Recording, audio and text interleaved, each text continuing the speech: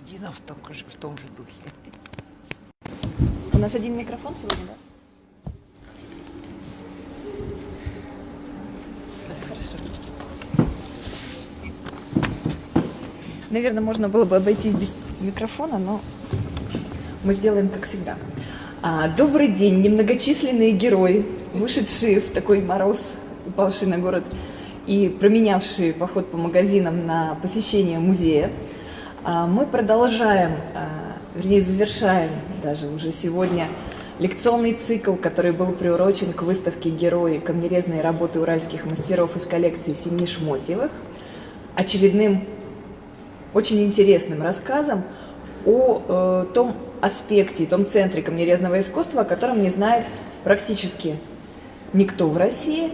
Это производство, связанное с деятельностью, с историей создания нескольких крупных дворцовых комплексов во Франции, собственно, нескольких этапов в жизни одного и того же дворцового комплекса. И сегодня нас с историей французской обработки цветного камня познакомит Эммануэль Дюкам, наш замечательный гость из Парижа.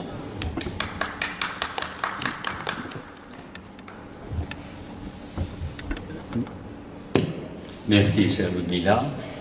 Bonjour, mesdames et messieurs. Je suis ravi de revenir ici à Yekaterinbourg, puisque c'est la deuxième fois dans l'année. Ça veut dire, en français, qu'il y en aura forcément une troisième. Спасибо, дорогие друзья, рад вас приветствовать. Очень рад вернуться в стены этого музея, второй раз уже. И, как говорят французы, если было два раза, обязательно будет третий. Et je tiens à remercier Ludmila Boudrina et la famille Shmotev d'avoir permis justement ce retour à Yekaterinbourg, à la source des pierres de couleur russe. И наш гость благодарит музей в моем лице и семью Шмотьевых, которые сделали возможным это возвращение на Урал в один из главных источников русского цветного резного камня. De façon à faire un parallèle instructif sur les pierres de couleur dont l'art a été également pratiqué en France, un peu avant la Russie, mais à la suite d'autres pays. Je parlerai donc aujourd'hui de l'atelier des Gobelins, situé dans la manufacture des Gobelins, établi sous le règne de Louis XIV. И для того, чтобы дать сегодня такой познавательный аспект, я буду говорить, отчасти обращаясь к параллелям между русским и французским искусством, о ателье камнерезном, которое появилось при Людовике XIV в месте, которое называется Гобелены. Cet atelier étant l'expression d'un goût français existant pour les pierres de couleur, comme ce dont je parlerai dans la deuxième partie de cette conférence, et qui est l'emploi des marbres de couleur dans les grands intérieurs royaux français, et notamment à Versailles. И это ателье стало своеобразным выражением вкуса французов в отношении цветных камней. Ателье в Гобеленах и второе, о котором сегодня пойдет речь, второй сюжет, о котором сегодня пойдет речь, это цветной французский мрамор в декоре Версаля. Вот две основных точки, по которым можно узнать о том, как французы видели цветной камень, поскольку, наследуя другим странам в этом интересе, тем не менее во Франции сформировали свое собственное отношение и свою собственную политику в этом вопросе. Comme ce cycle de conférences fait ici au musée de Yekaterinbourg vous a permis de vous en rendre compte, l'art des pierres de couleur naît en Italie, sous l'Antiquité. Как вы уже узнали из цикла лекций, организованных в Екатеринбургском музее изобразительных искусств, любовь к цветному камню родилась в Италии в эпоху античности. C'est pendant la Renaissance, au moment où on découvre dans les chantiers de fouilles archéologiques les restes de pavements ou de murs faits en pierre de couleur, qu'on se passionne à nouveau pour cette technique. И это именно в эпоху Возрождения, когда благодаря археологическим раскопкам, находкам фрагментов скульптуры, фрагментов мозаичных полов, вновь возродился интерес к цветному камню и к его использованию в интерьерах. Et c'est donc à Rome et à Florence que, sous la Renaissance, on recommence à faire des travaux en mosaïque de couleur. И это именно во Флоренции, в Риме, в эпоху Возрождения можно говорить о новом начале, новом возрождении создания работ мозаичных из цветного камня. Comme vous le voyez sur l'écran, c'est à Rome qu'on commence à faire des travaux qui sont très souvent en mosaïque avec une apparence géométrique. И как свидетельствует пример, который мы сейчас можем перед собой видеть, именно в Риме начинается возрождение мозаичных работ с геометрическими формами, что очень хорошо видно как раз на приведенном слайде. Mais la plupart du temps, et il ne faut pas l'oublier, les pierres qu'on emploie sont d'origine antique, c'est-à-dire avec des morceaux trouvés sur les chantiers de fouilles. On utilise, par exemple, ici au milieu de ce dessus de table, un morceau d'onyx ou d'albâtre antique pour mettre en avant la beauté du matériau et l'antiquité du matériau. И, как опять же свидетельствует пример, на который мы сейчас с вами любуемся, очень часто в работах, в римских работах 16-17 веков использовались фрагменты античного мрамора. Как, например, в данном случае центр этой столешницы украшен фрагментами оникса, извлеченного из археологических раскопок, и вторая жизнь ему была дана вот в этой столешнице. Для того, чтобы подчеркнуть, с одной стороны, красоту минералогическую, красоту рисунка материала, с другой стороны, для того, чтобы подчеркнуть эту связь с предшествующей эпохой, которая для Ренессанса была чрезвычайно важна. Alors, à la différence de l'Antiquité où c'était souvent des pavements, on les utilise au XVIe siècle comme des meubles et notamment des dessus de table. В отличие от античности, когда в основном использовали подобного рода технологии для того, чтобы создавать полы, облицовывать большие пространства, в эпоху Возрождения мозаика перемещается на предметы мебели. Столешницы, кабинеты, в данном случае мы с вами видим эту же столешницу, но уже в сборе с ножками. Après avoir pratiqué le travail des pierres de façon géométrique, comme nous l'avons sous les yeux, les artistes romains et florentins se mettent à faire des travaux un peu plus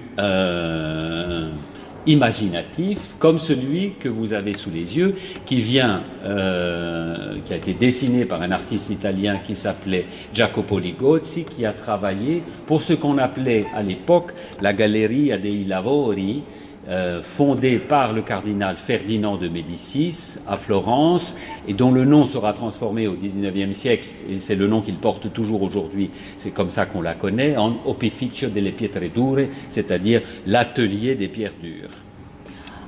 Постепенно, по мере того, как была в совершенстве освоена геометрическая мозаика, начинают появляться работы гораздо более фантазийные и фантастические по своему технологическому совершенству, как, например, столешница, которую вы видите сейчас, созданная в XVII веке по рисунку итальянского художника Джакопо Лакоцци. И эта мозаика была создана в ателье, появившемся во Флоренции благодаря Фердинанду I Медичи, в месте, которое сначала называлось Галерея делли Лавори, великогерцогские мастерские, а в XIX веке приобрела то название, под которым ее знают сегодня, Opificio delle Pietre Dure, мастерская твердого камня. Alors, comme vous le voyez dans ce détail, le travail des pierres dures devient, je dirais, presque poétique. On va sur un fond de marbre noir, généralement, détacher des oiseaux, des fleurs, des papillons, en utilisant au mieux les qualités naturelles de la pierre, comme on sait si bien le faire encore aujourd'hui, ici même en Russie. И как мы можем увидеть на этом небольшом фрагменте столешницу, которую мы только что с вами видели целиком, постепенно работа с камнем превращается практически в поэтическое творчество, для того, чтобы создать на черном мраморном фоне цветущие заросли, бабочки, птицы. Каждый фрагмент в совершенстве подбирается, создается почти живописный эффект. И вот эта работа с камнем, где очень много внимания уделяется деталям, становится не только знаковой для флорентийской работы, но сохраняется и сегодня, в том числе здесь, на Урале. Par exemple, comme vous le voyez sur la droite de l'image, les grains de raisin vont être représentés en améthyste, ce qui semble naturel, ou bien les fleurs des héliotropes en cornaline, parce qu'elles ont la couleur naturelle de la fleur de l'héliotrope.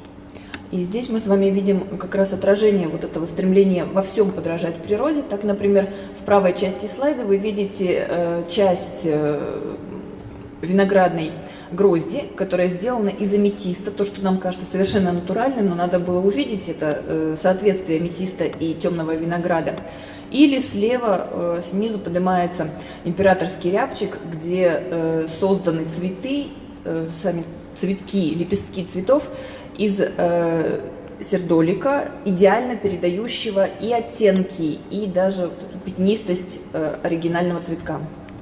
Alors parfois, mais c'est plus rare, les dessus de table sont faits avec du marbre blanc, ce qui fait un différent type de contraste, comme vous le voyez sur cette table qui est aujourd'hui au Muséum d'Histoire naturelle à Paris, qui appartenait à la collection du cardinal de Mazarin.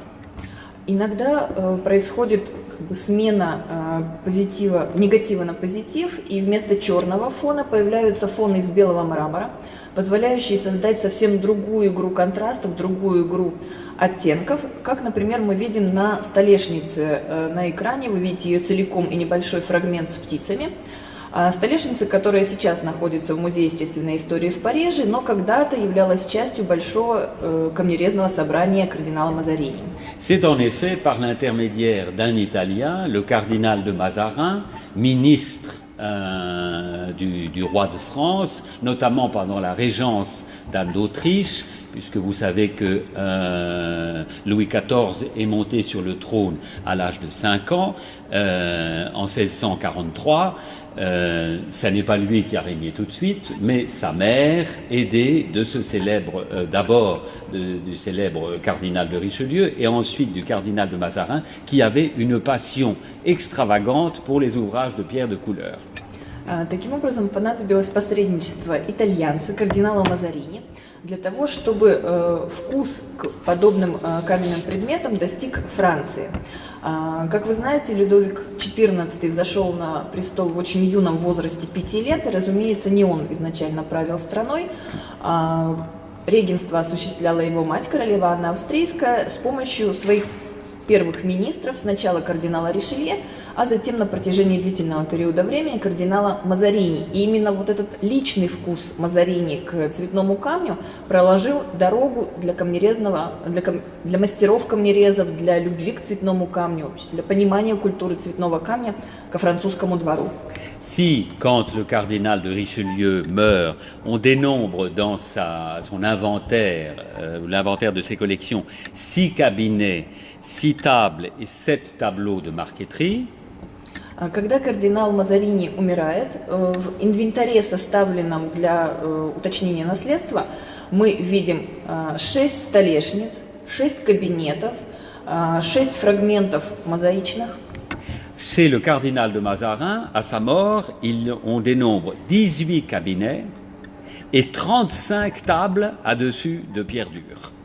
Извините, речь шла о Ришелье, а у кардинала Мазарини количество возрастает невероятно, и речь уже идет о 18 cabinets. О 18 кабинетах. Напоминаю вам, что кабинет – это огромный шкаф с декоративными панелями, и 35 столов.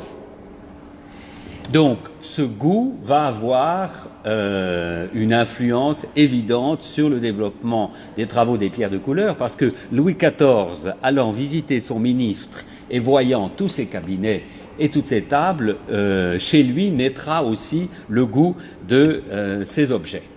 И, разумеется, именно вот это посредничество премьер-министра оказало колоссальное влияние на становление вкуса к камню у юного Людовика XIV, который, посещая своего премьер-министра, видел всю эту роскошь итальянского цветного камня, и, конечно, у него не могла не родиться идея о желании приобрести что-то подобное для своих резиденций.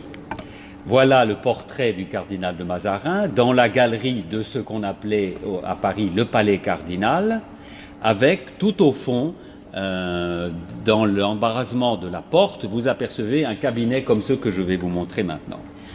Перед вами портрет кардинала Мазарини в том, что называлось кардинальский дворец. Он изображен на фоне своей коллекции скульптуры, и в самой глубине вы видите нишу дверную, где стоит один из кабинетов, принадлежавших Мазарини, подобный тому, какой мы увидим сейчас. Alors, voilà une table de la collection du cardinal de Mazarin qui vient de Florence, mais qui passera ensuite dans la collection de Louis XIV et qui est aujourd'hui au Louvre. Перед нами одна из столешниц из собрания кардинала Мазарини, которая приехала в Париж из Италии, но затем по завещанию кардинала стала собственностью Людовика XIV, украшала королевские дворцы и сейчас находится в собрании музея Лувра.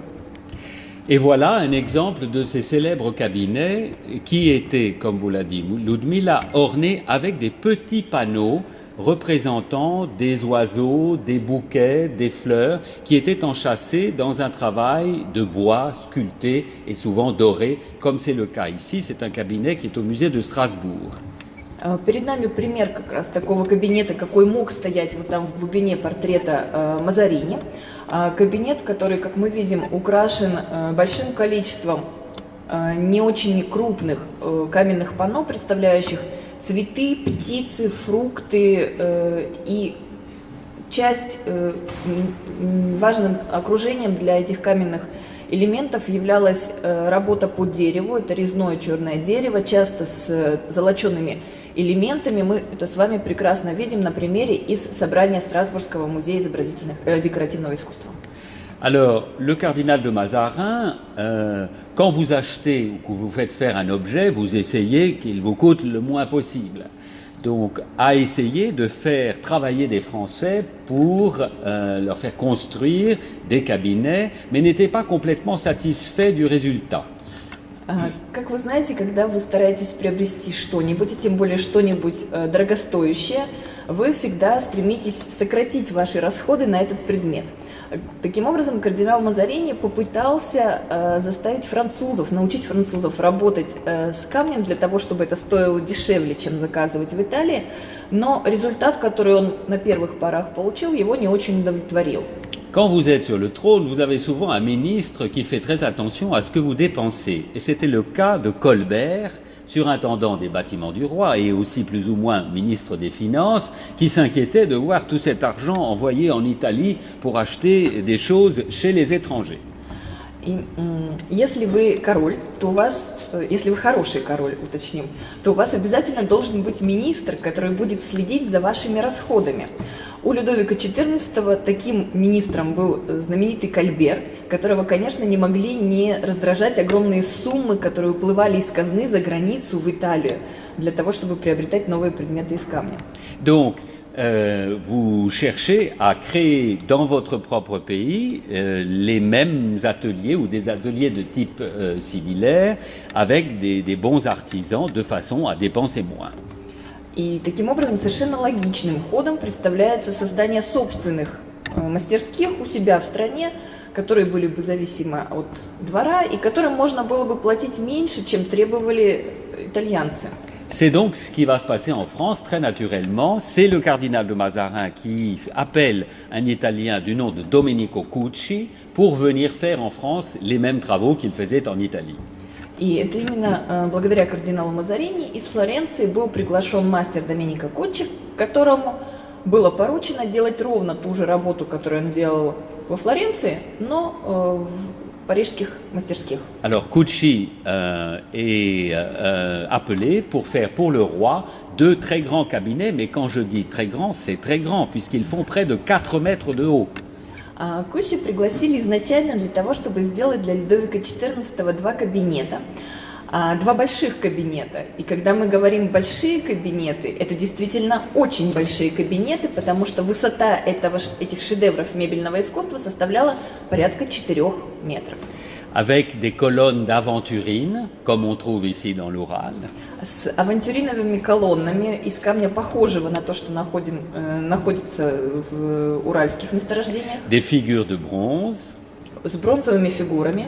Pour un prix astronomique de 30 000 livres. Or, il faut savoir qu'à l'époque, un maître très talentueux de la manufacture de tapisserie gagnait environ 150 livres par mois.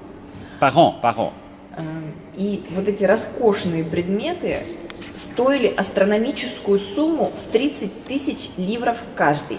Для того, чтобы немножко вас сориентировать, сколько это 30 тысяч, можно сравнить с зарплатой очень талантливого и признанного мастера, создающего для короля же настенные ковры, который получал 500 ливров в год. Non, 150. 150. Который получал, простите, 150 ливров в год. То есть я не знаю, сколько лет тут поделить надо, чтобы сопоставить стоимость одного предмета мебели. Alors, les cabinets, hélas, pour des raisons de changement de mode, ont très souvent disparu. Donc, ces cabinets qui ont coûté ce prix astronomique, on n'en a même pas une image. En revanche, deux autres cabinets faits toujours pour le roi ont été gravés. Voici justement le portrait de Louis XIV comme protecteur des arts, grand vainqueur militaire, mais aussi grand protecteur des arts. Сначала о портрете, который мы видим, портрет Людовика XIV, которого часто представляют как великого победителя, военного стратега, но этот портрет интересен тем, что здесь мы видим Людовика XIV как покровителя искусств и вокруг массы аксессуаров того, чему он покровительствовал. Parce que pour le roi de France, c'est presque aussi important d'être un grand protecteur des arts que d'être un grand vainqueur militaire.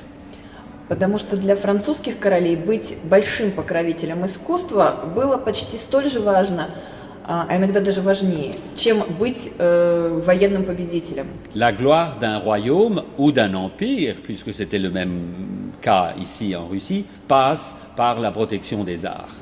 И слава страны приобретается чаще через покровительство искусством, через произведение искусства, чем через военные успехи.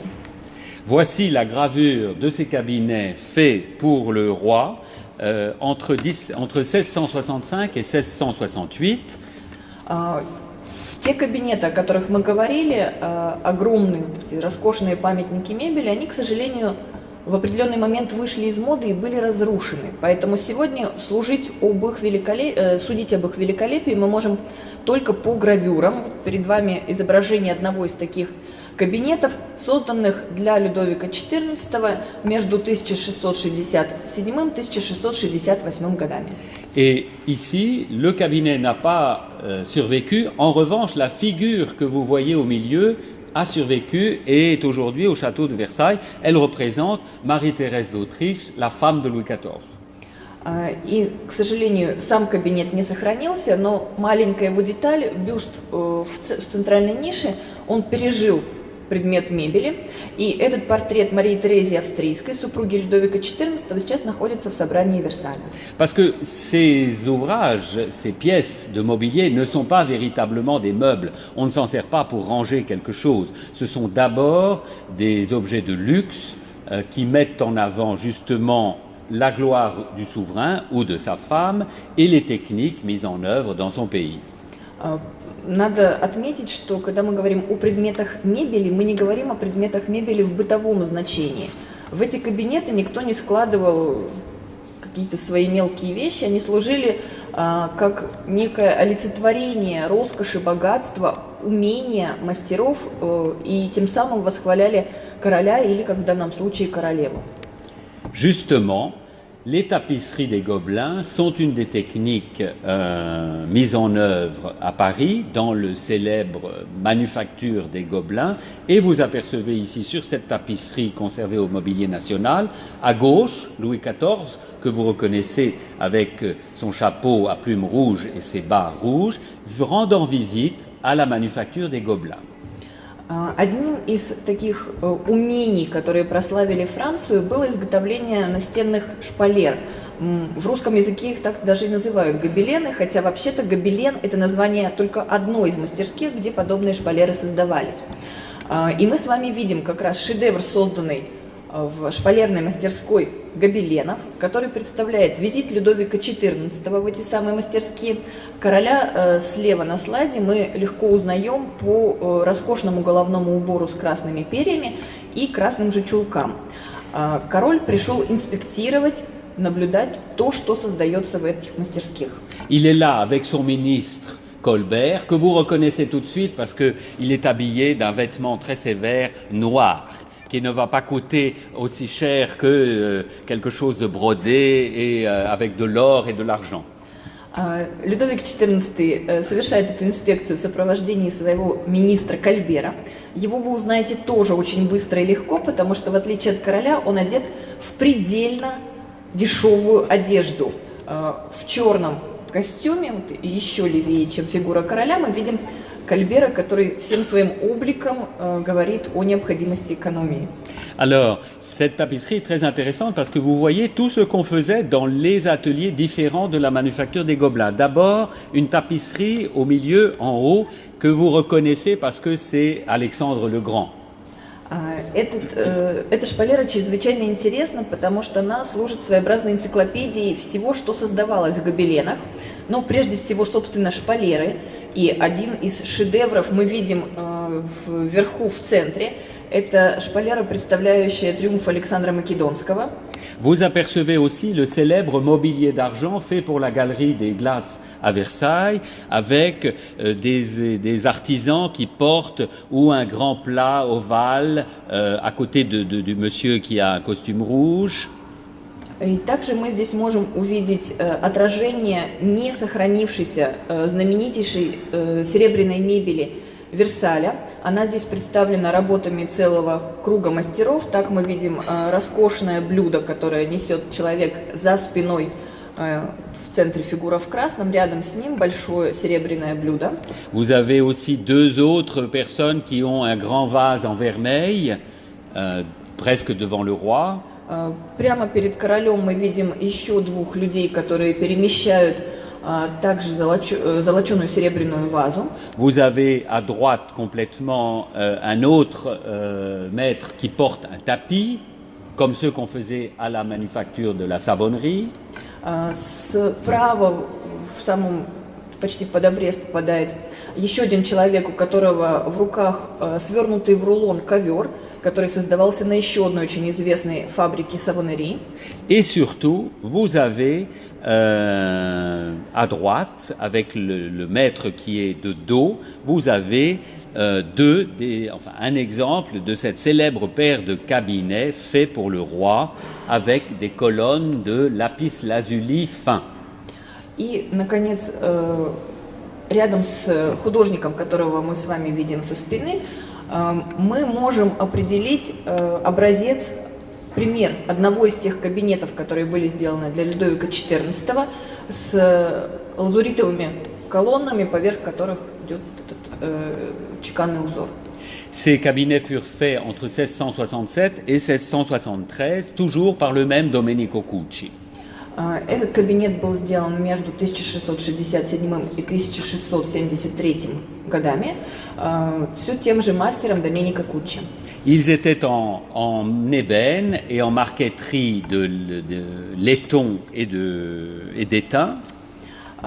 Кабинеты были, сами мебельная часть кабинетов была выполнена из черного дерева с дополнениями в виде маркетрии из бронзы и латуни. Ce que nous appelons en France la marqueterie boule, comme le dessus de table carré que vous voyez aussi sur le détail porté par un des maîtres. В той же технологии сделана столешница, которую вы видите на плече человека в ярко-синем костюме. Les colonnes des cabinets avaient l'air d'être en lapis lazuli, mais en fait étaient en écaille teint en bleu à l'imitation du lapis lazuli, parce que le lapis lazuli est une des pierres les plus coûteuses et déjà au XVIIe siècle. Donc pour faire des colonnes torses comme ça, c'était non seulement difficile de trouver la quantité de pierres nécessaire, mais extrêmement coûteux. Donc un maître intelligent tournait la difficulté en teignant le matériau, et pour dissimuler les jointures des panneaux d'écaille, eh bien, il avait inventé ce moyen de faire des pampres de vigne en bronze doré qui allaient justement dissimuler les jointures. Écaille de tortue. Écaille de tortue. Обращаем ваше внимание на замечательные колонны, которые украшают этот кабинет и которые на первый взгляд кажутся и должны были казаться лазуритовыми, которые на самом деле созданы в совсем другой технике. Лазурит стоил невероятно дорого, и, разумеется, выточить целиком такие колонны Кальбер, наверное, Кальбер прежде всего, не позволил бы, потому что это фантастическая, еще более фантастическая сумма. И мастера превратили вот эту сложность и невозможность реализовать свой проект в том материале, в котором хотелось, в способ показать виртуозную имитацию. Колонны были покрыты тонированным черепаховым панцирем, тонированным под лазурит, и для того, чтобы скрыть стыки между пластинами черепахи, мастеру пришла в голову гениальная идея использовать вот этот рисунок в виде обвивающей колонну виноградной лозы из золоченой бронзы для того, чтобы пустить вот эти листья там, где состыковывались фрагменты из черепахового панциря. Pendant qu'on fabriquait ce type de cabinet, le roi achetait toujours encore des dessus de table italiens. Несмотря на то, что уже существовало свое ателье, которое занималось исключительно созданием кабинетов, король продолжает в это же время покупать столешницы в Италии. Si bien que Colbert, toujours très triste de voir tout cet argent partir en Italie, a dit « c'est fini, nous allons faire un atelier à Paris ». И видя, что, несмотря на приглашение одного мастера, деньги продолжают уплывать из казны за рубеж, Кальбер в какой-то момент сказал: «Все, достаточно, теперь мы создаем свое собственное ателье, чтобы деньги оставались в стране». Donc en 1668, on appelle 3 maîtres italiens, florentins, à venir s'installer à Paris. Ils s'appelaient Meliorini et Branchi. И таким образом в 1668 году в Париж приглашаются 3 флорентийских мастера с тем, чтобы уже не просто создавать отдельные, реализовывать отдельные проекты для короля, но стать ядром целой мастерской, королевской французской камнерезной мастерской. Et de façon à s'assurer de leur concours et de la qualité de leur travail, on leur donne un salaire astronomique de 210 livres par mois, alors qu'un maître de l'atelier de tapisserie gagnait 150 livres par an. И для того, чтобы быть уверенными в качестве их работы, в их энтузиазме, в творческом порыве и в стараниях, этим мастерам назначают фантастическую заработную плату. Мы уже с вами помним, что мастер, создающий шпалеры, получает 150 ливров в год. Мастерам, приехавшим из Италии, была положена зарплата в 210 ливров в месяц. Donc, on n'en prend pas non plus trop pour que ça ne coûte pas trop cher. On en fait venir seulement 3 et ils sont assistés par des assistants français qui sont payés évidemment beaucoup moins cher. И для того, чтобы сумма содержания мастерской все-таки не превосходила разумные пределы, мастеров приглашают всего 3, но им дают в помощь в качестве подмастерьев французских мастеров, которым платят меньше, но которые параллельно еще и учатся у итальянцев, принимая их знания. Et on connaît très bien le nom de ces assistants français parce que dans les archives des comptes des bâtiments du roi, ils sont mentionnés par leur nom: François Chefdeville, Jean Dublois, Claude Lalouette, Jean Letellier, Antoine Barré. Et je tiens ici à rendre hommage au grand chercheur français, chercheur au CNRS, qui s'appelle Stéphane Castelluccio, qui a fait en fait lui les recherches dans les comptes des bâtiments et qui a réussi justement à extraire tous ces détails grâce auxquels la vie de cet atelier des Gobelins est maintenant beaucoup mieux connue. Те мастера, которые работали вместе с итальянцами, тоже известны их фамилии, и необходимо здесь отдать должное замечательному французскому исследованию Стефану Кастеруччи, который нашел детали об этой фабрике, собственно, сделал возможным публикацию большого исследования, большого труда, который вот этот абсолютно неизвестный, в отличие от шпалерной мастерской, о которой было много известно, совершенно неизвестный пласт производства в гобеленах вывел на общее обозрение, и которому удалось, благодаря счетам короля, это целое учреждение, выявить имена, детали заказов, благодаря чему сегодня мы оперируем такими точными цифрами и точными именами. Alors très vite, les maîtres italiens, dans l'atelier parisien des Gobelins, produisent le même type de travaux qu'à Florence, dont vous avez un exemple sous les yeux, des tailles assez agrandies, de façon à ce que vous voyez les types de pierres employées. И достаточно быстро итальянцы, приглашенные в Гобелены, начинают создавать примерно тот же тип продукции, который создавался во Флоренции. Мы с вами видим перед собой два фрагмента столешниц, которые очень увеличены для того, чтобы вы могли оценить не только рисунок, или не столько даже рисунок, сколько использованные камни. Donc on emploie, comme d'habitude, l'agate sous toutes ses formes que vous apercevez ici, dans différents détails. On emploie le jaspe, le lapis lazuli, l'améthyste, la cornaline, tout ce qu'on employait en Italie pour le même genre de travaux. И мы легко здесь можем определить разнообразные агаты, аметисты, яшмы, лазурита, ну конкретно нет. Вот на этом фрагменте нет, но лазурит тоже использовали. То есть примерно те же материалы, которыми итальянцы привыкли пользоваться у себя в Флоренции. Alors, on sait aussi par les contes ce qu'il y avait comme type de matériel dans les ateliers que vous voyez ici reproduit sur une gravure de la même époque, 1676, dans un livre d'architecture d'un célèbre maître parisien, Félibien. Помимо сырья, необходимо также остановиться на инструментах, которые были в распоряжении мастеров. Здесь мы видим две гравюры из очень известного труда об архитектуре, созданном в Париже в 1676 году Филибьеном. Мы видим здесь приспособления, которые находились в распоряжении работавших для короля мастеров.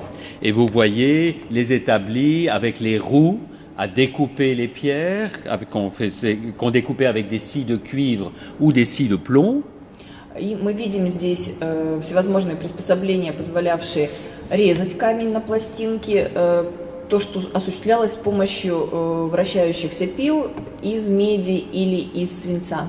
Et vous voyez aussi les roues qu'on employait pour polir les pierres avec l'émery et l'eau. И также мы здесь видим инструменты, эти станки, которые использовались для того, чтобы шлифовать, полировать камень с помощью абразивов и воды. Et vous voyez d'ailleurs les petites coupelles dans lesquelles on mettait l'émery, qui était le matériau avec lequel on égalisait et on abrasait, le terme technique, la surface de la pierre. И мы видим рядом непосредственно с вращающимися элементами небольшие чашечки, в которые как раз этот абразив вместе с водой добавлялся и откуда он непосредственно уже черпался в процессе работы. Et comme on le fait encore aujourd'hui, on découpait les motifs dans la pierre, ensuite on les sciait, on les abrasait, on les polissait et on les collait sur le fond. Et on a, heureusement, dans les archives, encore une série de dessins, ils sont aux archives nationales, ou à la Bibliothèque nationale de France, une série de dessins de tables faits dans l'atelier des Gobelins, dont voici le premier exemple. И технология была такая же, как в Флоренции, то есть рисунок разрезался на фрагменты, по ним втачивались детали из цветного камня, которые затем обтачивались, шлифовались, приклеивались на основу, но чудесным образом выжили не только работы, но и рисунки, по которым они создавались. В Национальной французской библиотеке есть целый набор таких рисунков для столешниц, один из них мы сейчас с вами видим. Et on ne pense pas qu'il les ait faits, mais on pense que Charles le Brun, premier peintre du roi, était plus ou moins responsable de ces dessins, ce qui explique leur qualité. Мы не думаем, что непосредственно эти работы выполнены рукой Шарля Лебрена, главного художника короля, но поскольку он был главным художником короля, то, безусловно, ответственность за качество этих рисунков лежала в том числе на нем, то есть можно сказать, что они создавались под его руководством. Et comme vous le voyez sur le dessin, tous unis, à la fois le type de panneaux en marqueterie faits en Italie avec des animaux, et là vous voyez un renard, un canard, un lapin, un oiseau. И здесь мы видим сразу объединение нескольких сюжетов. Во-первых, панно со зверями и с птицами, такие, какие создавались в Италии. Мы видим здесь, например, лису, утку, зайца и еще какую-то птицу. Трудно ее определить на рисунке. Et il ne faut pas oublier que cet atelier est un atelier national. Il travaille d'abord et essentiellement pour le roi. Donc, vous avez le chiffre de Louis XIV couronné au milieu de la table. И нельзя забывать, что эта мастерская является мастерской королевской, национальной, работает в основном или почти исключительно для королевского двора, поэтому ничего удивительного, что в центре, в самом главном месте столешницы, мы видим так называемый шифр короля, две переплетающиеся буквы «Л» под королевской коронки. Et dans un autre dessin, c'est la même chose, le chiffre du roi avec deux grands panneaux et des animaux et de petits paysages et des grands bouquets. И еще одно панно выполнено по той же схеме. В центре мы видим с вами такой же шифр короля, два изображения птиц, достаточно крупных, и два небольших пейзажа, дополненные роскошными букетами.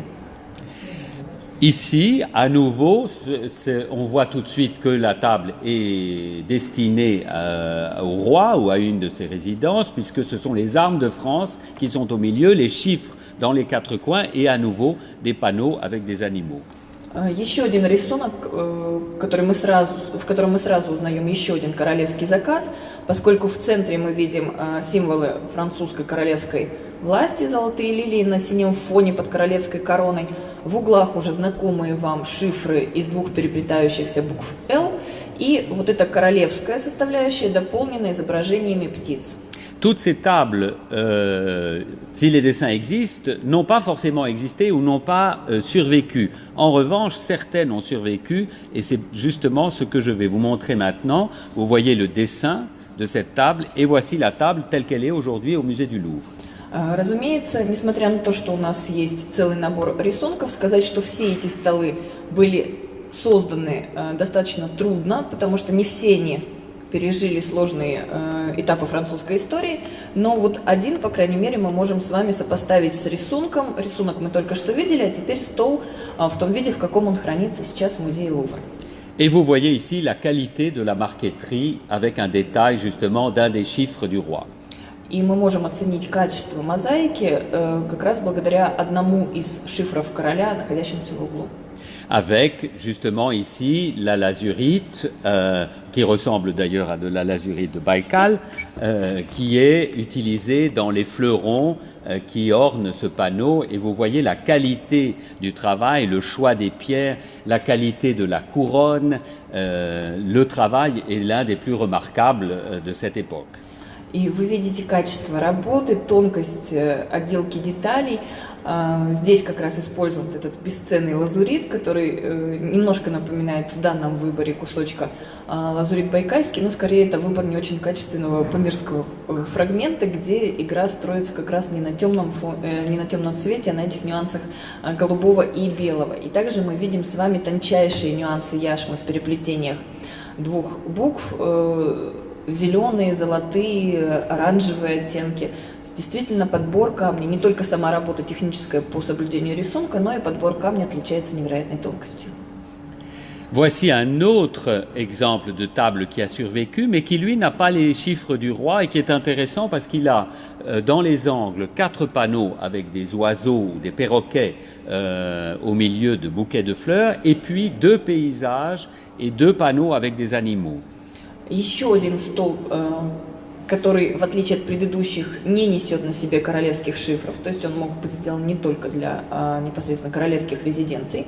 Стол, который сейчас хранится в замке Кампьень, и мы видим, что по углам здесь 4 изображения попугаев, очень таких пышных, цветных, дополнены 2 пейзажами и 2 изображениями птиц. Là, vous avez 2 détails et c'est intéressant parce que vous pouvez comparer la qualité du travail de l'oiseau et la qualité du travail du paysage, qui est un peu plus malhabile. 2 фрагмента позволяют вам сравнить качество работы. С одной стороны, справа мы видим фрагмент одного из углов с птицей, где мы видим совершенство в подборе камней, совершенство в исполнении мозаики. И слева вы видите пример центрального пейзажа, который выполнен гораздо более сдержанно, сухо, может быть, даже не очень совершенно. C'est pour ça qu'on pense que ces panneaux sont peut-être, non pas de l'atelier des Gobelins, mais venant de Prague, avoir été réutilisés dans cette table-ci mélangés avec des panneaux de l'atelier des Gobelins. И именно вот эта разница в обработке фрагментов заставляет нас думать о том, что, возможно, центральные пейзажи и панно с фигурой дамы были сделаны не в королевской мануфактуре гобеленов, а приехали из Праги и были использованы, инкорпорированы, включены в стол, который делался в гобеленах. Parce qu'il ne faut jamais oublier le temps que prenaient ces travaux et l'argent que coûtaient ces pièces de marqueterie, que donc si on avait déjà des panneaux existants, on n'hésitait pas à les réutiliser. Необходимо помнить о времени, которое требовалось для создания подобных столешниц, и о стоимости подобной работы. Поэтому, если были в распоряжении мастерской или в распоряжении министра уже готовые панно, их, совершенно не задумываясь, интегрировали в новые произведения. Et voici l'un des perroquets dans lequel vous remarquez aussi cette technique merveilleuse de l'assemblage des jaspes, notamment pour les plumages du perroquet. Еще один пример из того же стола, изображение с попугаем, где мы можем по достоинству оценить тонкость подбора, совершенство работы с яшмой, в частности вот в красных оттенках оперения попугая, где использованы несколько разных сортов яшмы, что дает эти нюансы, переливы цвета. Les poires ressemblent à des poires et les framboises sont faites avec de l'améthyste. И также здесь груши действительно очень похожи на настоящие груши и уже известные вам привычные аметистовые грозди винограда.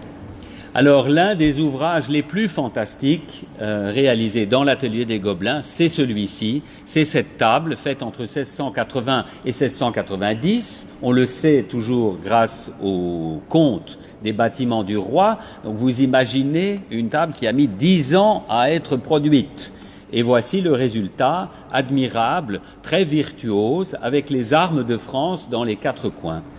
И перед вами, наверное, самое фантастическое, самое феерическое произведение, созданное в мастерских гобеленов, стол, производства которого заняло 10 лет, с 1680 до 1690 года. Мы это знаем все так же по архивным документам, по счетам Королевского дома.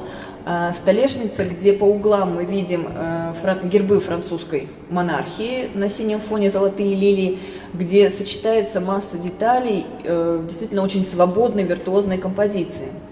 Et là, vous apercevez sur ce détail justement les armes, la lyre, les perroquets, les fleurs. C'est l'un des ouvrages les plus fantastiques de cette époque et de cet atelier. И вы видите увеличенный фрагмент, который позволяет оценить тонкость работы, качество работы. Герб Франции, лира, снова попугаи, снова цветы. И, безусловно, это одно из самых выдающихся произведений, созданных в это время в этой мастерской. Et là, vous voyez un détail d'une des cassolettes qui vous rappelle cet emploi par les artistes italiens des pierres antiques, puisque vous remarquez l'agate employée pour la cassolette, qui est d'une fantastique qualité, qui est en rapport justement avec cet enracinement de la technique dans l'Antiquité. И здесь мы видим вот эту замечательную чашу, представленную, чашу на ножках, представленную большим фрагментом замечательного агата. И это снова нас возвращает к римской традиции использовать ранние, уже использованные однажды камни для того, чтобы подчеркнуть вот эту связь с корнями, преемственность традиций. Alors, on peut se poser la question de savoir combien de tables ou d'objets, de pièces cet atelier a fait. Dans les comptes, on ne retrouve que 6 tables, ce qui n'est pas beaucoup pour une période de production d'à peu près 20 ans. Можно задаться вопросом, сколько всего подобных произведений, сколько столов было создано в этой мастерской. И с удивлением мы обнаруживаем, что в счетах Королевского дома за эти 30 лет появляется всего лишь 6 столов. En revanche, on sait que l'atelier fabriquait aussi des plaques, des petites plaques pour être réutilisées dans d'autres pièces de mobilier et notamment des cabinets. Je vais vous en montrer tout à l'heure. Но надо помнить, что помимо больших столешниц, ателье производило в огромном количестве небольшие панно, которые могли быть использованы для оформления мебели. К этому вопросу мы с вами еще вернемся. Et ici, voici l'une des dernières tables qu'on pense avoir été faites dans l'atelier des Gobelins, datée de 1684, intéressante parce qu'elle représente la carte de France. И перед нами еще один стол, который очень отличается от того, что мы видели до сих пор.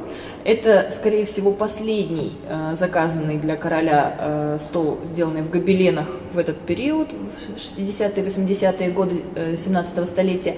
И он чрезвычайно интересен, потому что представляет карту Франции на тот момент. Elle est un amusant prédécesseur à la carte faite ici en Russie, donnée en cadeau diplomatique au président de la République par votre empereur Nicolas II lorsqu'il est venu rendre visite en France. Mais ça, Ludmila peut vous donner plus de détails. Carte qui est aujourd'hui au château de Compiègne. Этот стол является своего рода предшественником или даже предком замечательного произведения уральских мастеров, которое было сделано к Всемирной выставке 1900 года здесь, в Екатеринбурге, на Екатеринбургской гранильной фабрике, и было подарено в день открытия выставки от имени императора Николая II, президента республики Франсуа Лубе. Voilà les cabinets auxquels je faisais allusion, dans lesquels vous retrouvez des panneaux faits justement dans l'atelier des Gobelins. Ces cabinets sont les plus luxueux jamais faits pour le roi. Ils ont été faits avec des plaques des Gobelins, mais par un maître italien, et ils sont aujourd'hui dans la collection du duc de Northumberland en Angleterre.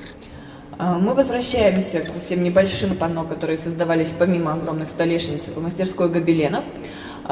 Два роскошных кабинета, созданные с французским камнем, итальянским мастером-мебельщиком, сегодня находятся в Англии в коллекции герцога Нортумберленского и представляют собой как раз образцы вот этого направления кабинетного творчества. Ils ont été vendus au XVIIIe siècle parce qu'ils étaient passés de mode, mais heureusement ont été conservés parce que c'était des exemples extraordinaires à la fois de l'art de la pierre dure et du mobilier. Эти предметы были проданы из королевской коллекции в XVIII веке, когда, как вышедшие из моды, устаревшие, но, к счастью, новый покупатель их сохранил в целости и сохранности, благодаря чему сегодня перед нами предстают эти чудесные примеры большого стиля Людовика XIV. On y voit la différence de technique entre le travail de la pierre dure en ce qu'on appelle le commesso, c'est-à-dire la marqueterie plane, comme l'exemple que vous voyez à gauche, ou bien en intarsia, c'est-à-dire avec la marqueterie en relief, comme vous le voyez à droite. И здесь перед нами два образца плакеток, использованных для оформления этих кабинетов, которые показывают нам разные техники создания этого камнерезного цветного декора. С одной стороны, это плоские мозаики, так называемые итальянские камесса, хорошо нам знакомые по флорентийским работам. С другой стороны, работа с рельефом, прототип объемной мозаики, где элементы выполнены в высоком рельефе. Et c'est grâce en fait à la qualité de ces panneaux et de la technique de la marqueterie que malgré le changement de goût et la disparition de ces cabinets, ces plaques vont continuer à survivre sous d'autres formes. И именно благодаря качеству работы, качеству подбора камня, качеству обработки отдельных элементов, несмотря на то, что многие кабинеты, в которых первоначально находились эти пластины, были уничтожены, сами пластины пережили изначальную мебель и были заново использованы уже в совсем других мебельных образцах. Parce qu'en fait, la mode n'aura duré que très peu de temps, pas plus de 20 à 30 ans. Первоначально мода длилась не более 20-30 лет, вот это увлечение цветными камнями. Dès les années 1690, on commence à retirer les cabinets des intérieurs royaux pour les envoyer dans des galeries de passage. Парадоксально, практически в момент завершения работы над последними заказами, уже в 1690-е годы, эту роскошь начинают из парадных интерьеров отправлять во второстепенные галереи, освобождая место от предметов, которые практически в момент завершения уже казались устаревшими и старомодными. Ou bien dans les palais où on ne va que très peu, par exemple le palais des Tuileries. Помимо галерей второстепенных самого Версаля, подобные кабинеты также отправлялись во дворцы, которые в эпоху правления Людовика XIV посещались гораздо реже, как, например, во дворец Тюильри. Ce qui explique que pratiquement en 1700, l'atelier, dont certains maîtres d'ailleurs sont morts, ne pratique presque plus ces techniques et qu'il est fermé à la mort du roi en 1715. Вот это изменение моды объясняет тот факт, что уже в 1700 году ателье, в котором часть мастеров умерли, итальянцы покинули этот мир, практически ничего не создает, и оно окончательно закрывается, распускается в 1715 году, в год смерти короля. Et si bien qu'en 1751, l'arrière-petit-fils de Louis XIV, mais son successeur, le roi Louis XV, autorise la vente des cabinets de la collection royale à des amateurs pour faire de l'argent. И таким образом никакого удивления у нас не вызывает тот факт, что в 1751 году правнук Людовика XIV, тем не менее его прямой наследник трона, Людовик XV, разрешает продать эти кабинеты для того, чтобы выручить некоторую сумму денег. Et ces plaques, qui vont être ensuite démontées, seront utilisées dans différents ouvrages que je vais vous montrer maintenant. И эти замечательные пластины, которые продаются в составе кабинетов, будут затем размонтированы, дерево пойдет на какие-то одни произведения, а сами пластины, что очень интересно, будут использованы в других образцах мебели. Là, vous avez un dernier détail des grands cabinets du duc de Northumberland, où vous voyez aussi la qualité de la mosaïque, qui explique qu'on voulait les conserver. Последняя деталь одного из кабинетов герцога Нортумберлендского, которая позволяет нам оценить качество работы, что обусловило, собственно, спасение этих предметов в момент разрушения самой мебели. Et là, vous avez un exemple d'un meuble de la fin du XVIIIe siècle dans lequel on réutilise un panneau plus ancien. И перед вами сейчас пример мебели, созданной уже в конце 18 столетия, где в центре мы видим вот этот более ранний пример, созданный для одного из кабинетов Людовика XIV. Ce qui est intéressant, c'est que ces meubles, comme celui-ci, fait vers 1785, étaient très précisément projetés, dessinés, comme vous le montre ce dessin qui est daté de 1784, qui vient d'un marchand mercier, les marchands merciers qui étaient ceux qui produisaient des objets de luxe en collaboration avec des ateliers. И очень интересно, что сохранились рисунки проектов вот этой мебели, заново использующие сохранившиеся фрагменты. Эти рисунки происходят из коллекции одного торговцы, которых во Франции называют «Мершан Мерсье», это те, кто создают предметы вместе с мебельщиками, с бронзовщиками, с мастерами камнерезного дела. То есть те, кто, собственно, собирают некую концепцию будущего предмета для того, чтобы ее продать иногда уже известному клиенту заранее. Et vous apercevez ici au centre de ce dessin le panneau que vous avez reconnu ici, plus ou moins, au centre de cette pièce de mobilier. И на проекте в центре мы легко узнаем то панно, которое здесь мы видим в несколько ином варианте, но также в центре произведения. Et là, vous voyez sur le côté du dessin des panneaux plus petits, rectangulaires, avec des fruits en la technique de l'intarsio qui sont utilisés sur un autre meuble. И на боковой стенке того большого проекта мы видим небольшие панно, вытянутые панно, такой очень характерной формы, с корзинами фруктов. Эти панно тоже были использованы, но уже на другом предмете мебели. La beauté de la pierre plaisait toujours aux collectionneurs, mais sous des formes nouvelles, avec des meubles qui n'avaient plus justement cet aspect un peu antique du cabinet. Voici un secrétaire, par exemple, où vous reconnaissez des plaques en commesso utilisées pour l'abattant. Камень продолжал завораживать коллекционеров и любителей, что объяснило использование в новых формах мебели, уже не столь архаичных, не столь древних, как массивные кабинеты Людовика XIV. И в качестве примера вы можете посмотреть на предмет, созданный в стиле Людовика XVI, в который также органично удалось вплести декоративные элементы из камня, как, например, вот эти два пейзажных мозаичных фрагмента. Et voici une autre table à écrire où vous reconnaissez des mosaïques avec une qualité aussi tout à fait belle, comme ce détail des oiseaux perchés sur les branches feuillagées.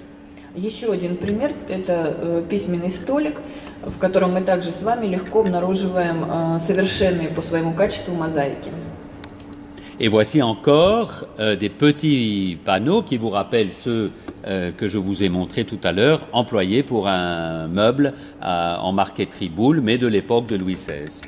Мы видим еще один пример такого небольшого шкафа, совершенно поменявшаяся стилистика, мода Людовика XVI, шкаф тоже с элементами в стиле, в технике буль выполненный, и мы видим, что всю переднюю его стенку и боковые украшают небольшие панно, очень похожие на то, что мы с вами только что видели в большом кабинете.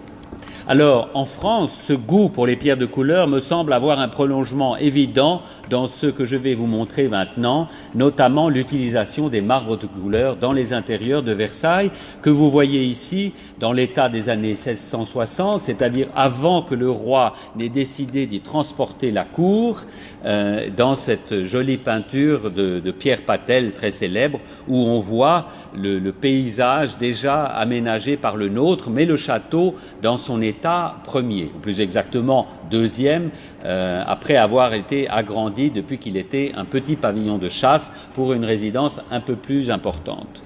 Вкус цветному камню во Франции не ограничился вот этими небольшими, все-таки относительно небольшими мебельными формами и получил свое продолжение при строительстве Версаля. Здесь мы с вами видим непривычный нам вид Версаля, Версаль в его втором состоянии, когда из маленького охотничьего домика Людовика XIII он уже постепенно превращается в загородную резиденцию, но пока еще очень скромных размеров. Мы видим пейзаж и основную перспективную линию, намеченную Ленотром, но дворец пока представляется чем-то очень скромным. C'est ce château qui devait devenir ce vaste palais que certains d'entre vous connaissent, qui devait impressionner pas seulement les Français, mais aussi le reste du monde. И вот этот маленький замок, который мы с вами только что видели, в итоге превратился в вот этот огромный дворцовый комплекс, задача которого была не только поразить воображение французов, и даже не столько поразить воображение французов, сколько произвести впечатление на весь остальной мир. Et il y a une très charmante description de Versailles faite par le célèbre Charles Perrault, l'auteur que vous connaissez, qui dit « Ce n'est pas un palais, c'est une ville entière, superbe en sa grandeur, superbe en sa matière. Non, c'est plutôt un monde où du grand univers se trouvent rassemblés les miracles divers. » Красоту и роскошь дворца описал Шарль Перро, которого мы с вами знаем в основном как автора детских сказок, но тем не менее он воспевал и конструкции, сооружения, созданные Людовиком XIV. Здесь стихи, я попробую вам их быстро перевести, потому что пафос стоит того, чтобы попытаться с этим справиться. Нет, это не дворец, это целый город, роскошный в своем величии, роскошный в своем материале. Нет, это скорее целый мир или огромный универсум, или целая вселенная, где мы видим сбор различных чудес, собрание различных чудес. Et c'est justement ce que nous allons voir à Versailles, les miracles de la nature rassemblés sur les murs du château. И это ровно то, что мы сейчас с вами увидим, чудеса природы, собранные на стенах замка. On va employer dans le décor de Versailles une grande quantité de marbre, contrairement à ce qu'on faisait jusqu'alors où généralement les intérieurs étaient plaqués de boiseries faites dans du chêne sculpté. On décide de faire des lambris de marbre comme ce que vous voyez ici dans le salon de Mars où vous apercevez le portrait de Louis XIV à cheval au-dessus de la cheminée. Вопреки сложившейся бытовавшей традиции, когда стены в основном покрывали панелями из резного дуба, для Версаля была придумана совсем иная концепция.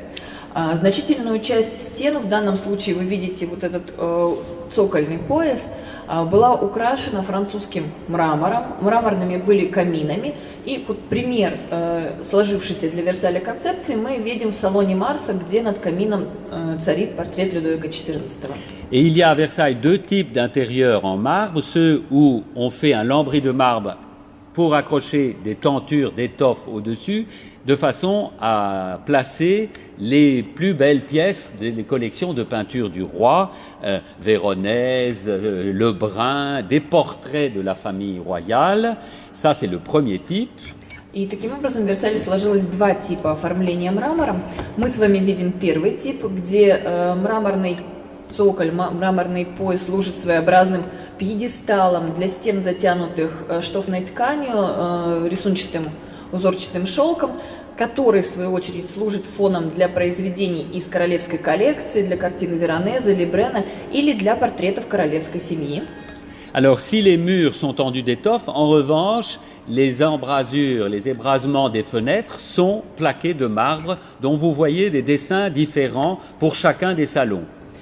И если стены сохранялись под ткань, под живопись, то обрамление окон, оконных ниш создавалось целиком из мраморной мозаики, рисунок которых был разным в каждом из парадных покоев. On retrouve ces assemblages de marbre dans les ébrasures des fenêtres ou bien dans celles des portes. Подобный же прием мы находим и в обрамлении дверей. Et vous voyez déjà ici l'inventivité des maîtres marbriers du roi, puisque c'était leur titre, pour, sur des fonds de marbre blanc, détacher des marbres de couleur rouge, gris, brun, beige, dans une variété de motifs tout à fait passionnantes. И мы видим качество работы королевских мраморщиков, поскольку именно таков был титул мастеров, которые работали для Версаля, в их умении создать, с одной стороны, геометрически достаточно как бы простой мотив, но тем не менее мотив, который резко выделяется на фоне белого мрамора, будучи воспроизведенным в цветных разновидностях этого материала. On retrouve cette inventivité dans les intérieurs qui sont plaqués de marbre du sol jusqu'au plafond. Тот же прием мы находим в интерьерах, где вот эта мраморная облицовка идет не только по нижней части стены, но поднимается до потолка. Trois des grands salons de Versailles dans l'appartement du roi sont plaqués entièrement de marbre, comme le salon de Diane, où vous voyez le portrait par Bernin du roi juste sur le mur à droite. Три из главных парадных салонов, в трех из главных парадных салонов Версаля была использована эта технология, этот прием облицовки от пола до потолка мрамором, как, например, вот в этом салоне Дианы, где мы видим бюст короля Людовика XIV, выполненный Бернини в центре. L'autre était le salon de Vénus, où vous voyez à nouveau un portrait du roi dans la niche et en pied. Еще один салон, где также мрамор занимает все стены, это салон Венеры, где мы также видим портрет короля, но теперь уже в рост. Et ces salons étaient entièrement plaqués de marbre pour une autre raison, c'est parce qu'ils donnaient directement sur l'escalier des ambassadeurs dont je vais vous parler dans un instant. И выбор материала и выбор объяснения огромным площадям, которые были заняты мрамором на стенах этих покоев, имеет свое объяснение, поскольку они непосредственно выходили на посольскую лестницу, о которой сейчас пойдет речь. Un troisième intérieur était la salle des gardes de la reine que vous voyez ici. И третий из этих салонов – это зал гвардии королевы, который мы сейчас с вами видим. Où vous voyez un très beau marbre français extrait dans le sud de la France, dans les Pyrénées, qui est utilisé d'une façon très plastique pour faire ces grands panneaux avec des compartiments ronds ou bien rectangulaires et légèrement avec des formes différentes. Здесь мы видим с вами пиренейский красный мрамор, который был использован в очень пластичных формах с тонкими серо-зелеными обрамлениями, так что действительно стены начинают играть. Et la salle des gardes de la reine avait ce décor également parce qu'elle communiquait avec l'escalier de la reine que vous voyez qui existe encore dans sa forme initiale ici avec à gauche l'escalier lui-même et à droite le dessin fait vers 1680. Зал гвардии королевы выходил на лестницу королевы, которую мы с вами видим в том состоянии, в каком она существует сейчас, и также на рисунке, где мы видим с вами проект мраморного убранства. Un autre des grands intérieurs, le plus grand par la taille, est le salon d'Hercule que vous voyez ici, qui est juste avant le salon de la Chapelle, avec le plus grand plafond peint de tout Versailles et ce décor de marbre très élaboré. Еще один большой салон, существенно превышающий по размеру, по площади те, которые мы видели перед этим. Салон, где находится самый большой расписной плафон в Версале, зал Геркулеса, конечно. Зал Геркулеса, где мы видим также обилие мраморного декора. Ici, l'autre face, avec le célèbre tableau de Véronèse qui venait de Venise. Тот же салон с другой стороны, с знаменитой картиной Веронезе, которую привезли из Венеции. Et là, vous voyez pourquoi on emploie ces marbres de couleur. Parce qu'il se produit une espèce d'harmonie coloristique entre les peintures, qu'elles soient au plafond ou bien accrochées sur les murs, et ce jeu fantastique de toutes les veines naturelles du marbre sous ces formes différentes. Выбирая мрамор в качестве основного декоративного элемента, художники играли на сопоставлении живописи плафона, живописи на стенах и природного рисунка мрамора, заставляя их перекликаться между собой. То есть выбор колорита, выбор цвета мрамора был не случайен. Et voici des détails où vous voyez ce jeu de ces marbres plus foncés pour les pilastres, de ce marbre rosé qu'on appelle le marbre sarancolin, qui est aussi un marbre français, des marbres plus gris, des marbres légèrement verts. Et là, vous comprenez, mais vous, je n'ai pas besoin de vous expliquer parce que vous savez ce que c'est que le jeu des pierres de couleur entre elles. Et regardez ce que les Français réussissaient à faire à la fin du XVIIe siècle. И здесь мы с вами видим пример, увеличенный фрагмент, особенно ярко показывает, как художникам удалось достичь вот этой полихромной игры разных оттенков мрамора в разных деталях, мраморов в основном французских или почти исключительно французских, которые использовались для обрамления. Но, как уточняет наш гость, нам-то с вами не надо объяснять, что значит игра цветного камня. Et il n'y avait parfois pas que les murs qui étaient ornés de marbre, mais aussi souvent les sols.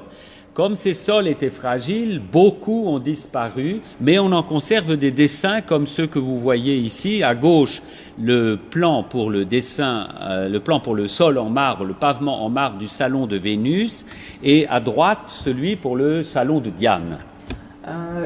Игра с цветным мрамором не ограничивалась исключительно поверхностями стен. Их использовали также и для напольных покрытий, но поскольку мрамор это очень мягкий материал, не износостойкий, то многие из этих полов не сохранились до наших дней, они были заменены на деревянные паркеты, но сохранились, к счастью, рисунки, по которым они делались, и благодаря этим рисункам мы можем получить хоть какое-то представление о том, как изначально выглядели парадные залы, в данном случае зал Венеры и зал Дианы. Quand on s'occupe d'architecture et d'art décoratif, ne faut jamais oublier les détails pratiques. Les sols, quand ils ont été faits à Versailles dans les années 1680, étaient dans certains salons en marbre. Pour les nettoyer, on jetait des seaux d'eau dessus pour balayer, etc.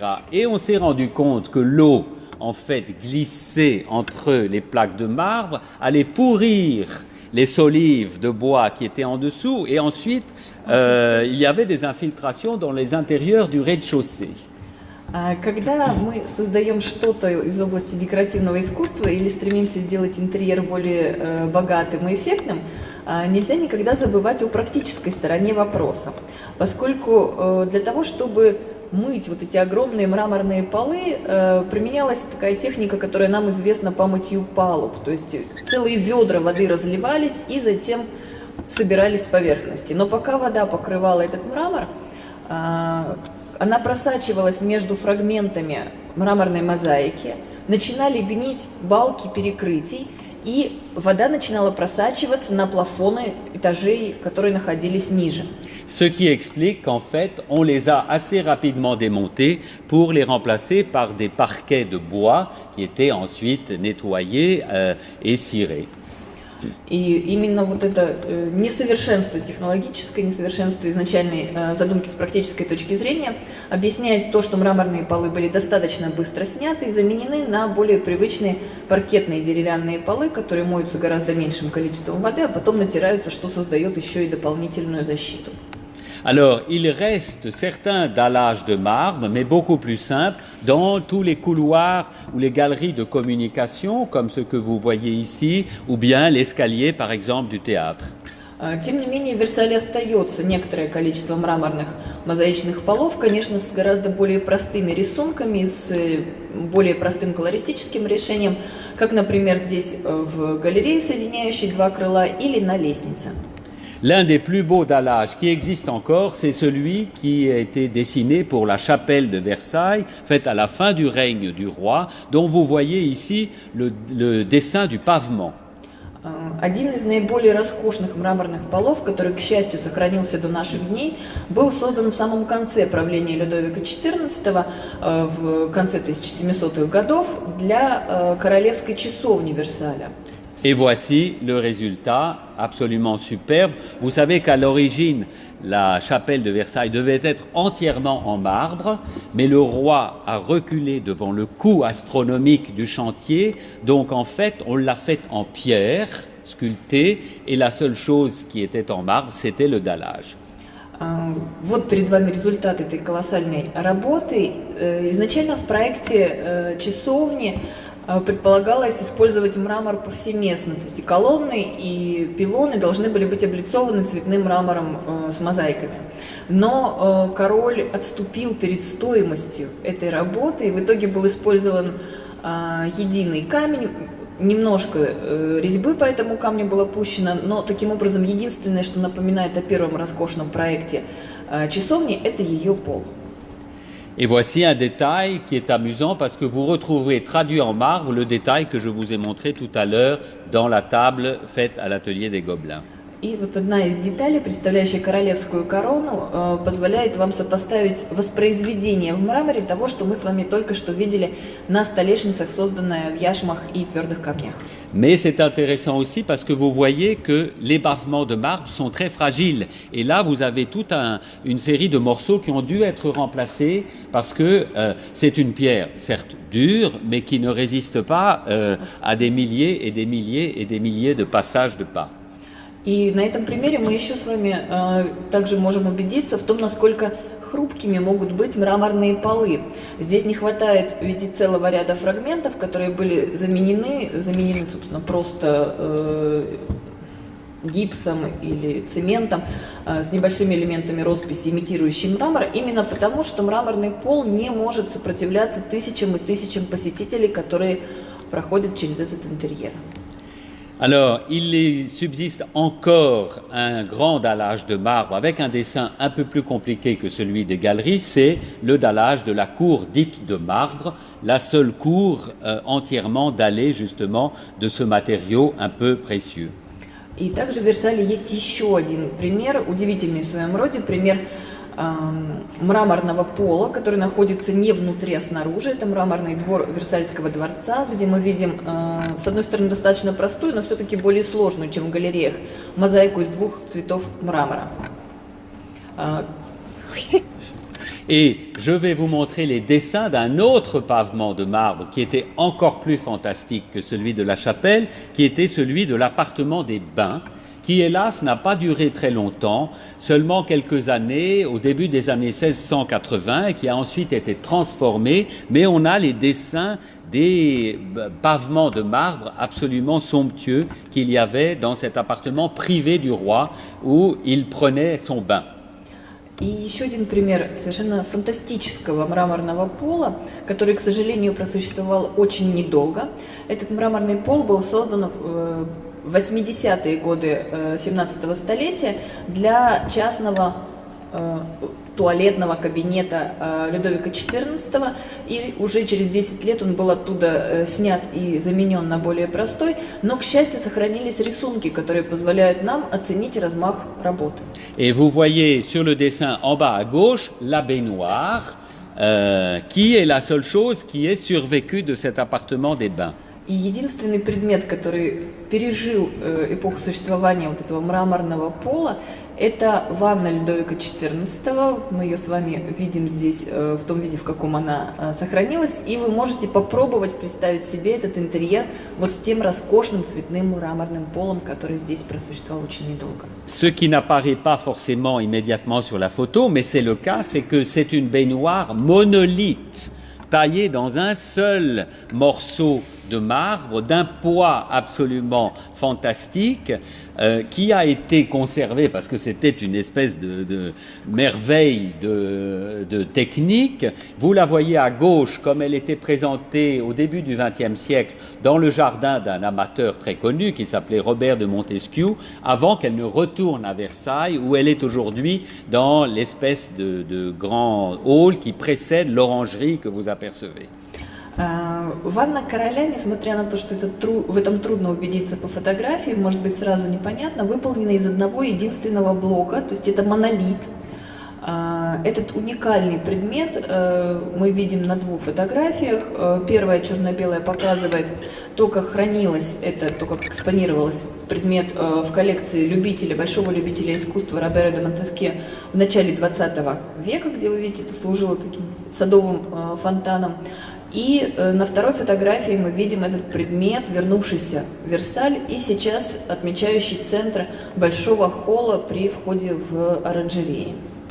Alors, l'intérieur dont il faut regretter le plus la disparition, fait en marbre, c'est le célèbre escalier des ambassadeurs que je vais vous montrer maintenant en maquette. Escalier construit donc dans les années 1680, hélas détruit au 1752 sur l'ordre de Louis XV parce qu'il fallait occuper l'espace par des appartements qu'il réservait à ses filles chéries. Et ce chef-d'œuvre de la technique du marbre de couleur a disparu, on ne le connaît plus que par la gravure ou par ses maquettes.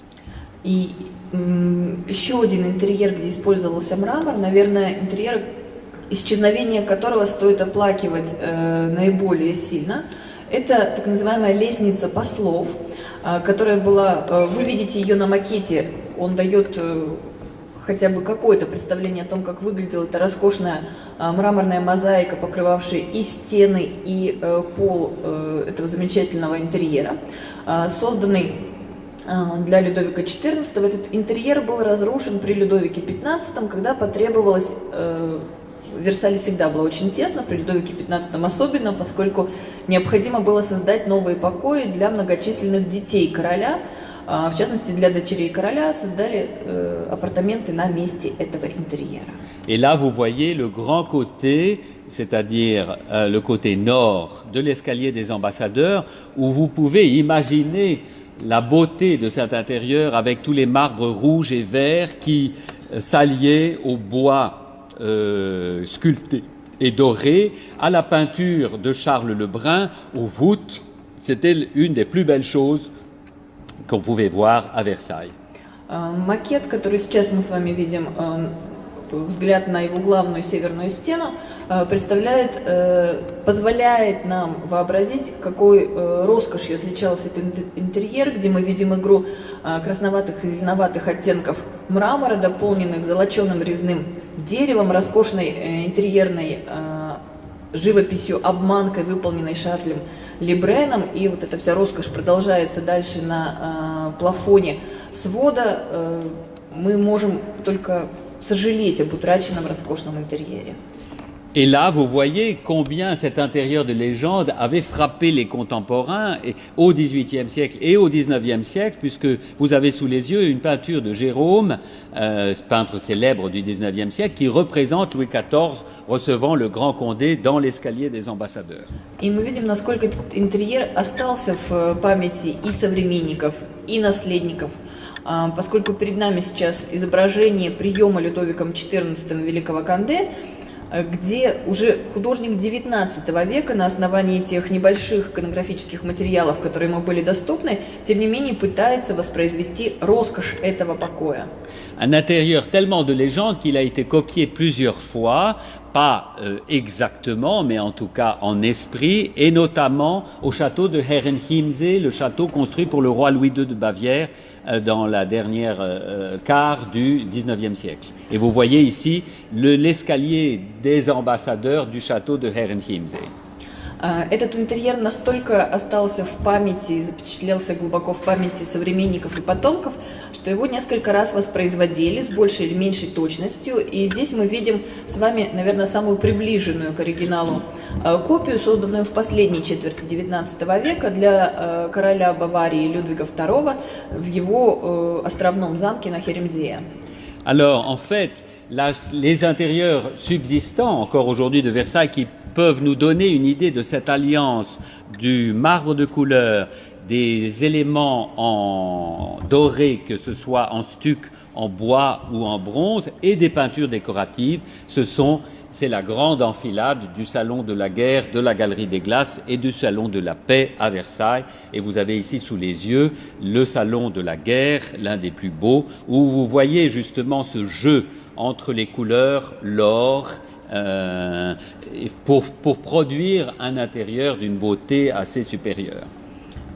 Сегодня в Версале в качестве примера вот этой игры разных оттенков мрамора с золочеными деталями, которые могут быть как из золоченого дерева, так и из золоченого гипса, так и из золоченой бронзы, остается галерея, большая анфилада зеркальной галереи, два салона, салон мира, салон войны и сама галерея как раз позволяют нам приблизиться к тому пониманию цвета и декора, который существовал в Версале Людовика XIV, и здесь перед нами один из самых красивых салонов, это салон войны.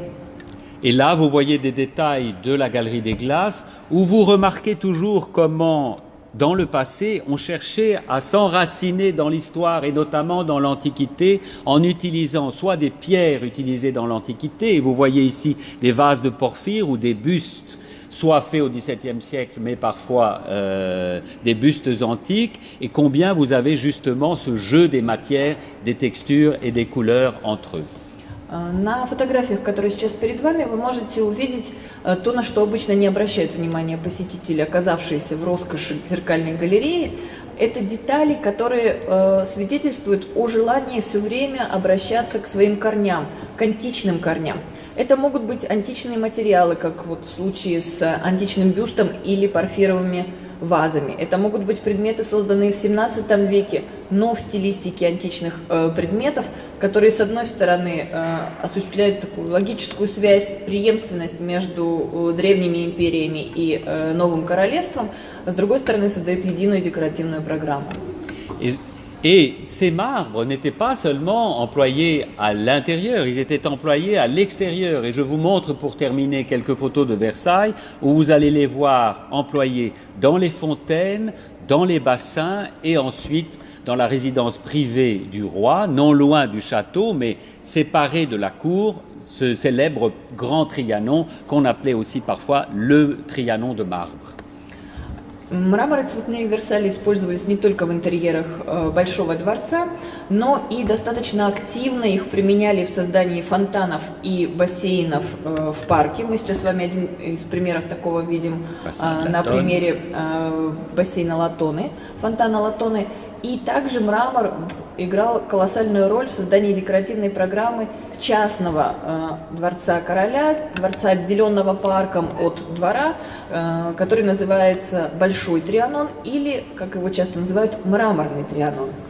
Voici une photographie d'un monument qui est à la fois une fontaine et un monument d'architecture, la colonnade que vous voyez à gauche dans une vue ancienne de la fin du XVIIe siècle et à droite aujourd'hui sous la neige. Пример использования мрамора еще в парке в таком удивительном сооружении, которое называется колоннада, который, с одной стороны, является примером парковой архитектуры, малой архитектуры, с другой стороны, это целый комплекс фонтанов. Мы видим с вами изображение старое, запечатлевшее этот предмет, эту колоннаду так, как она выглядела при Людовике XIV, и вид ее современный с редким в Версале снегом. Ici, un dessin, parce qu'il ne faut pas penser seulement aux fontaines de Versailles, il faut penser aussi à celle de Marly, l'autre parc privée du roi qui n'existe plus aujourd'hui dans le même état, c'est-à-dire que presque toutes les fontaines ont été démontées, mais où le marbre était également utilisé d'une façon très extensive, notamment pour ces célèbres cascades de Marly. Цветной мрамор использовали не только исключительно в Версале, но и в других королевских резиденциях. И здесь мы видим с вами рисунок, поскольку от дворцового комплекса Марли и от его парка не осталось практически ничего. И только благодаря рисунку мы можем с вами увидеть, что и в Марли в создании фонтанов и малых архитектурных форм цветной мрамор использовался достаточно обильно. Et si la cascade de Marly n'existe plus à Marly, elle existe encore en Russie, à Pétergov. И если большой каскад Марли во Франции исчез, то его интерпретация сохранилась в России в виде большого каскада Петерговского дворцового комплекса. Voici deux photos du célèbre Trianon de marbre pour terminer sur Versailles. Два изображения знаменитого мраморного или большого Трианона, чтобы закончить с Версалем. Où vous voyez à nouveau l'emploi très fin de ces marbres français rouges des Pyrénées avec des marbres blancs dits de Carrare, le Carrare veiné, ou des marbres gris pour les soubassements. Еще один пример, который фиксирует в нашей памяти то изящество, с которым французы обращались к французским мраморам, сочетали их с итальянскими мраморами. В данном случае мы видим белый каррарский мрамор, который служит фоном для французского пиренейского красного мрамора. Et je voudrais terminer cette petite présentation, pas avec la France, mais avec un hommage à la Russie. Parce que ces intérieurs de marbre de couleur, ils ont peut-être inspiré d'autres intérieurs, notamment dans deux endroits desquels je suis très amoureux. D'abord, le Mramorny dvorец à Saint-Pétersbourg, dont je vous montre quelques photographies. Для того, чтобы закончить эту небольшую презентацию о французском мраморе, мне бы хотелось вернуться в Россию и остановиться на двух интерьерах, которые наш гость очень любит, очень много сделал для того, чтобы они сохранились в том виде, в каком они сейчас сохраняются, чтобы о них знали. Это интерьеры, которые, безусловно, вдохновлены французским примером. Первый из них – это мраморный дворец в Петербурге. Il n'y a pas que les Français qui sachent très bien utiliser le marbre, les Russes aussi. Не только французы умеют использовать мрамор в интерьере, русские тоже прекрасно справляются с этой задачей, о чем свидетельствует изображение. Et là, vous avez deux photographies de la salle de marbre du Mramorny dvorец. Здесь перед вами две фотографии мраморного зала Мраморного дворца. Avec des marbres russes. С русскими мраморами. Avec de la lazurite de Baïkal. С байкальским лазуритом. Et où vous voyez combien cette poésie des marbres de couleur est quelque chose que vous savez aussi très bien faire. И этот интерьер свидетельствует о том, что умение сочетать мраморы, которые можно назвать поэзией цветного мрамора, была в совершенстве освоена и русскими мастерами. От себя добавлю, что там и уральские мраморы тоже есть. Et la dernière photographie que je veux vous montrer, c'est encore un hommage à la Russie. Et bizarrement, c'est un hommage, je dirais, double face. Ce sont des photos des chambres d'Agathe de Catherine II à Tsarskoye Selo. Еще одно возвращение в Россию, возвращение с двумя лицами, если можно так сказать, это интерьер агатовых комнат в Царском Селе. Le meilleur hommage peut être rendu aux intérieurs entièrement recouverts de jaspe de l'Oural qui sont aujourd'hui, Dieu merci, préservés à Tsarskoye Selo. C'est un hommage rendu par un Français. Наверное, лучшую дань почтения отдал интерьерам, которые, к счастью, сохранились. Интерьеры, целиком покрытые уральской яшмой в агатовых комнатах Царско-сельского дворца. Lorsque le comte de Ségur, ambassadeur du roi de France à la cour de Russie, a été reçu par Catherine II, elle lui a fait visiter ses intérieurs privés de Tsarskoye Selo. Когда граф Сигюр, который был послом французского короля при русском дворе, был принят Екатериной II в Царском Селе, она ему показала только что завершенную отделку этих интерьеров. Et il a tout de suite écrit à Louis XVI, au roi de France, en disant « L'impératrice m'a emmené dans ses intérieurs privés, c'est le palais d'Armide ».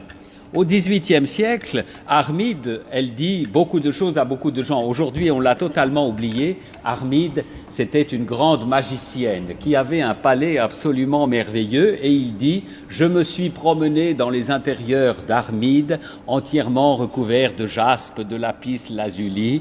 C'était comme un rêve. » И как только граф Сигюр вернулся с этой аудиенции, он тут же отправляет Людовику XVI письмо, в котором он пишет, что я был принят Екатериной II в ее частных покоях, в покоях Армиды. Сегодня нам слово Армида почти ничего не говорит. Для XVIII века это был очень популярный персонаж, великая волшебница, дворец которой представлял собой чудо света, где все было полумагическим, полумистическим, волшебным и переливающимся. И таким образом Сигюр пишет: «Я посетил дворец Армиды, где все покрыто яшмами и лазуритом. Дворец совершенно фантастический, невероятной роскоши, невероятного волшебства». C'est le dernier hommage que je veux vous rendre à vous, Russes, qui savez construire le rêve avec les merveilles de la nature. И это та дань уважения, которую дает гость нам, русским, которым удалось создать вот эти чудеса искусства благодаря умению использовать чудеса природы. Merci. Спасибо.